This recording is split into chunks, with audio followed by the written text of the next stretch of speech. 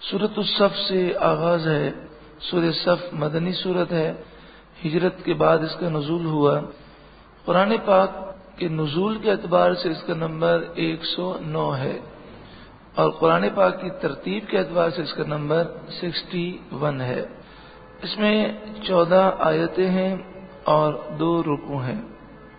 صف کے معنی بڑے مشہور و معروف ہے، نمازوں میں جو صف بنتی ہے اسے بھی صف کہتے ہیں، جہاد کے اندر جو صفیں بنتی ہیں اسے بھی صف کہتے ہیں۔ یہاں پر جہاد کی صفوں کا ذکر ہے کہ مجاہدین صف باندھ کر جہاد کرتے ہیں۔ بسم اللہ الرحمن الرحیم، اللہ کے نام سے شروع جو بہت ہی زیادہ مہربان نہایت رحم کرنے والا۔ سبح للہ ما فی السماوات و ما فی الارض، جو کچھ آسمانوں میں ہے اور جو کچھ زمین میں ہے سب اللہ کی پاکی بیان کرتا ہے۔ وَهُوَ الْعَزِيزُ الْحَكِيمُ، اور وہی عزت والا حکمت والا ہے۔ یا ایھا الذین آمنوا، اے ایمان والوں، لم تقولون ما لا تفعلون، وہ کیوں کہتے ہو جو تم کرتے نہیں ہو، وہ کیوں کہتے ہو جو تم کرتے نہیں ہو۔ اس آیت کریمہ کا شان نزول اس طرح ہے کہ جہاد فرض ہونے سے پہلے مسلمان آپس میں گفتگو کر رہے تھے، تو وہ یہ غور کر رہے تھے کہ اللہ کو کون سا عمل پیارا ہے، کس عمل سے اللہ راضی ہوتا ہے، اور ان کی یہ محفل اس لیے تھی کہ وہ اس پر غور کریں کہ اللہ کس عمل سے راضی ہوگا۔ تو دوران گفتگو بعض لوگوں نے یہ کہا کہ اگر ہمیں پتہ چل جائے کہ اللہ تعالیٰ اس عمل سے راضی ہوگا تو ہم اپنا سارا مال اس کے لیے خرچ کر دیں، یہاں تک کہ اگر ہمیں جان بھی دینی پڑ جائے تو ہم اپنی جان بھی دیں گے۔ یہ انہوں نے دعویٰ کیا۔ پھر جہاد فرض ہو گیا تو یہ کہنے والے تھوڑے پریشان ہوئے اور وہ موت کے خوف سے تھوڑا پیچھے ہٹے، تو انہیں ابھارا گیا اور انہیں یہ کہا گیا کہ تم ایسے دعوے کیوں کرتے ہو جس پر تم عمل نہیں کرتے، کہ تم نے تو یہ دعویٰ کیا کہ اللہ کی محبت میں اللہ کو راضی کرنے کے لیے ہم سب کچھ قربان کریں گے، اب میدان جہاد سے پیچھے کیوں بھاگتے ہو۔ کبر مقتا عند اللہ ان تقولوا ما لا تفعلون، کیسی سخت ناپسند ہے اللہ کو وہ بات کہ وہ کہو جو نہ کرو۔ اللہ تعالی ہمیں بھی عمل کی توفیق عطا فرمائے۔ ان اللہ یحب الذین یقاتلون فی سبیلہ صفا، انہوں نے یہ کہا تھا کہ اللہ تعالی کس عمل کو پسند کرتا ہے، تو فرمائے گا بے شک وہ لوگ کہ جو اللہ کی راہ میں صف باندھ کر جہاد کرتے ہیں اللہ تعالیٰ انہیں پسند فرماتا ہے۔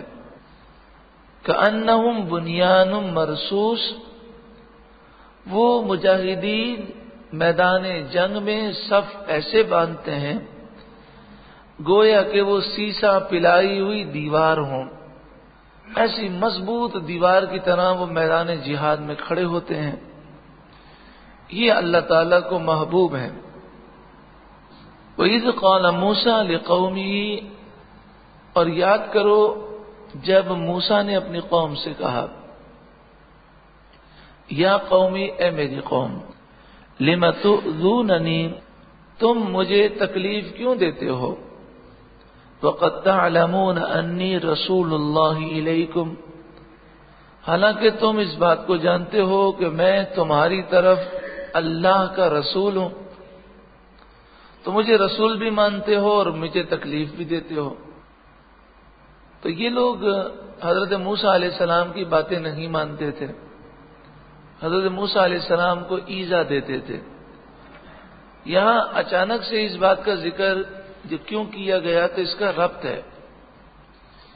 جن لوگوں نے رسول اللہ صلی اللہ علیہ وآلہ وسلم کو حکم سننے کے بعد جن کے قدم ڈگمگائے اور حضور کے فرمان کو سننے کے باوجود وہ آگے نہ بڑھے، تو تو انہوں نے حضور کی نافرمانی کر کے حضور کو تکلیف دی. تو فرمایا کہ تم موسیٰ علیہ الصلوۃ والسلام کی قوم کی طرح نہ ہونا جنہوں نے اپنے نبی کو تکلیف دی. تم اپنے نبی کی نافرمانی کر کے انہیں تکلیف مت دینا، کیونکہ جب کوئی امتی اپنے نبی کی نافرمانی کرتا ہے وصال سے پہلے بھی اور وصال کے بعد بھی، نبی اس کے اعمال سے واقف ہیں اور وہ یہ منظر دیکھ کر رنجیدہ ہوتے ہیں، انہیں دکھ پہنچتا ہے. اللہ تعالی ہمیں حضور کی فرمانبرداری کرنے کی توفیق عطا فرمائے. فلما زاغوا ازاغ اللہ قلوبہم، پھر جب وہ ٹیڑے ہو گئے تو اللہ نے ان کے دل ٹیڑے کر دیے. یعنی جب انہوں نے اپنے نبی کو رنجیدہ کیا اور نافرمانیاں کی اور وہ سیدھے نہ چلے تو اللہ تبارک و تعالی نے انہیں ایسا کر دیا کہ اب ان کے دل ہدایت کو قبول کرنے والے نہیں ہیں. فلما زاغوا ازاغ اللہ قلوبہم، پھر جب وہ ٹیڑے ہو گئے اور انہوں نے اپنے نبی کی بے ادبی کی. جب کوئی نبی کی بے ادبی کرتا ہے تو اس کے دل ایسے سخت ہو جاتے ہیں، ان لوگوں کے دل ایسے سخت ہوتے ہیں کہ پھر انہیں ہدایت نصیب نہیں ہوتی. واللہ لا یہدی القوم الفاسقین، اور اللہ فاسق لوگوں کو راستہ نہیں دکھاتا. پھر نبی اکرم صلی اللہ علیہ وآلہ وسلم کی شان اور آپ کی عظمت بیان کی جا رہی ہے کہ حضور صلی اللہ علیہ وآلہ وسلم کی تو تم کبھی نافرمانی کرنا ہی نہیں، کہ یہ وہ نبی ہیں کہ جن کی بشارتیں ہر نبی نے دی. یہاں تک کہ حضرت عیسیٰ علیہ الصلوۃ والسلام نے بھی آپ کی بشارت کو بیان کیا. وَإِذْ قَالَ عِيسَى ابْنُ مَرْيَمَ، اور یاد کرو جب عیسیٰ بن مریم نے کہا یا بنی اسرائیل، اے بنی اسرائیل، انی رسول اللہ الیکم، بے شک میں تمہاری طرف اللہ کا رسول ہوں، مصدقا لما بین یدی من التوراۃ،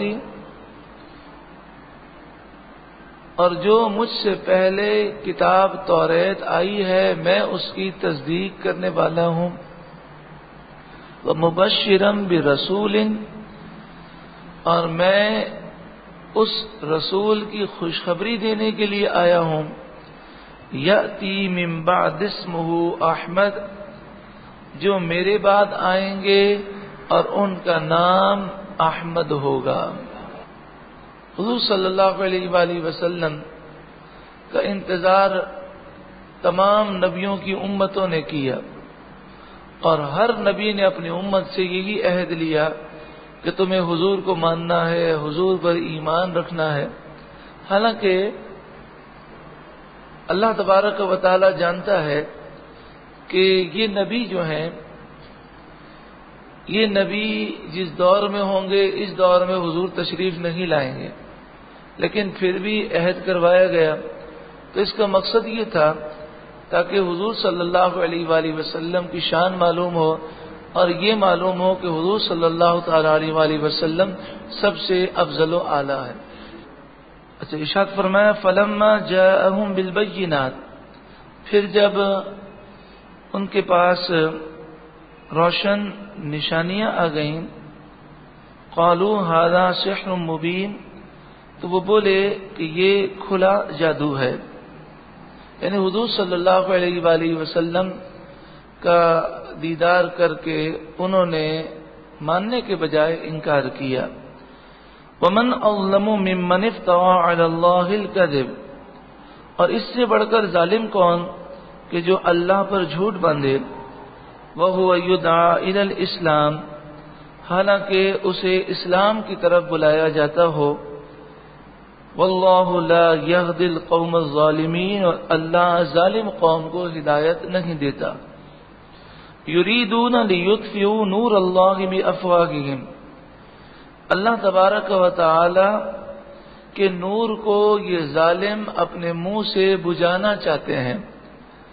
یعنی نور اسلام کو، نور ہدایت کو، حضور صلی اللہ علیہ وسلم کو یہ مٹانا چاہتے ہیں، تو ان کی کوششوں کو قرآن نے اس طرح بیان کیا کہ جیسے اللہ کے نور کو وہ اپنے منہ کی پھونک سے بجھانا چاہتے ہیں، اور یہ نور جو ہے یہ پھونکوں سے بوجھنے والا نہیں ہے۔ نور اللہ سے کون مراد ہے؟ تو اسلام بھی مراد ہے، قرآن بھی مراد ہے، اور حضور کی ذات بھی مراد ہے، کیونکہ تینوں اللہ تبارک و تعالی کا نور ہے۔ واللہ متم نورہ ولو کرہ الکافرون، اور اللہ اپنا نور ضرور پورا فرمائے گا اگرچہ کافروں کو برا لگے۔ اب دیکھیں کہ 1400 سال گزر گئے، اسلام کے خلاف کتنی سازشیں ہوئیں، لیکن ان سازشوں کے باوجود آج تک نہ اسلام کو مٹایا جا سکا، نہ مٹایا جا سکے گا۔ حالانکہ اسلام کے ماننے والے مسلمان کئی مواقع پر انتہائی کمزور تھے، لیکن پھر بھی دشمن جو ہے اپنے وار میں بالکل کامیاب نہ ہو سکا۔ هو الذی ارسل رسولہ بالہدی، وہی ہے جس نے اپنے رسول کو ہدایت کے ساتھ بھیجا، ودین الحق، اور دین حق کے ساتھ، لیظہرہ علی الدین کلہ، تاکہ اللہ تعالی اس دین اسلام کو تمام دینوں پر غالب کر دے۔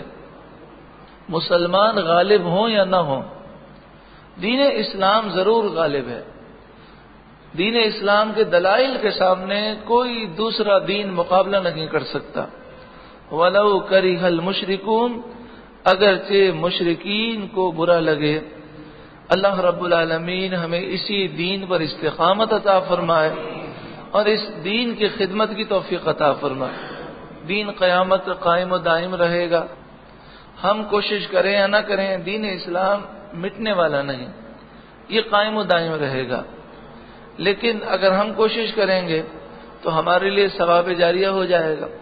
مثلا آج جتنے دنیا میں مسلمان ہیں، یہ تمام مسلمانوں کی نیکیوں میں شریک ہیں صحابہ کرام، کہ صحابہ کرام نے پوری دنیا میں دین پھیلایا، اور آج دین اسلام جہاں جہاں ہے، جتنے سجدے کیے جاتے ہیں، جتنے قرآن کی تلاوتیں کی جاتی ہیں، سب کا ثواب صحابہ کرام کو ملے گا۔ تو جن جن بزرگوں نے دین کا کام کیا ہے، اور جب تک یہ دین کا فیض چلتا رہے گا، ان کے لیے ثواب جاریہ ہے۔ اللہ کرے ہمارے لیے بھی ثواب جاریہ ہو جائے اور ہم دین اسلام کی خدمت کرنے والے بن جائیں۔